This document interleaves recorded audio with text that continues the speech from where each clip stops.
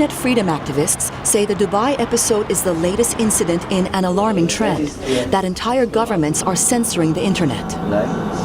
Robert Guerra directs an internet freedom project for a democracy watchdog group. He says governments everywhere are cracking down on freedom of expression and online association in a trend he calls Repression 2.0. We need to follow issues related to surveillance, and we need to follow the trend of Repression 2.0, is the use of social networking tools and social media by governments to track down and crack down on civil society. Guerra points to Tunisia, which is suspected of launching sophisticated internet attacks against activists and human rights NGOs. But human rights lawyer Cynthia Wong says even Western and democratic states are considering policies that put internet freedom at risk. Wong says governments are calling for mandatory filtering in an effort to protect children from dangers on the internet. And she says anonymous posts may become a thing of the past as governments try to address online defamation issues. The goals of these policies are very laudable and very good, but some of the laws and the ways that countries are addressing the problems tend to undermine freedom online. Activists like Guerra and Wong point to countries like South Korea, which wants to require people to open internet accounts under their real names. Guerra believes it's in reaction to street protests that were mobilized by cell phones and anonymous posts. And here in the United States, the FBI wants Congress to lower the legal threshold to access the private data of internet users. But governments are not the only ones responsible for placing limits on online freedom. Internet providers and other telecommunications corporations also play a role. And increasingly we're seeing governments approach business and asking them to take acts that actually assist in government surveillance and censorship. And really, the way that companies decide to respond to these requests will have a huge impact on human rights. Guerra points to the sale of sophisticated telecommunications infrastructure by Nokia Siemens to Iran's Revolutionary Guards.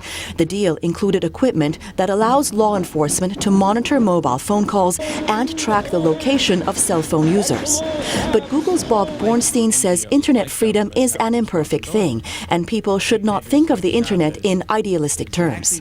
Our responsibility at Google, we feel, is to do everything we can to maximize access to information and to promote freedom of expression. And I use that word maximize very carefully because there is no such thing as pure freedom of expression. In the past, the governments of Thailand and Turkey have threatened to shut down Google in their country if the search engine did not remove certain websites those governments deemed subversive. Google refused Turkey's request, saying it was too extreme. As a result, many of the search engine's popular services, including YouTube, have been unavailable in Turkey since May. Borstein says Google feels it has no alternative but to reach a compromise with governments on a case-by-case basis, or face being shut down in an entire country. The problems we face wouldn't exist if it weren't for governments that were out there trying to stop people from accessing information that we believe should be free. Human rights activist Roya Buruman says she's uneasy with the compromises made by corporations over internet freedom.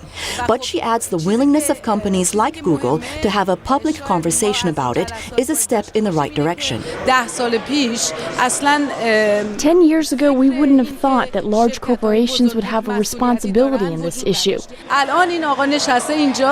Now this man sits here and he's forced to speak with you, and that's a positive sign.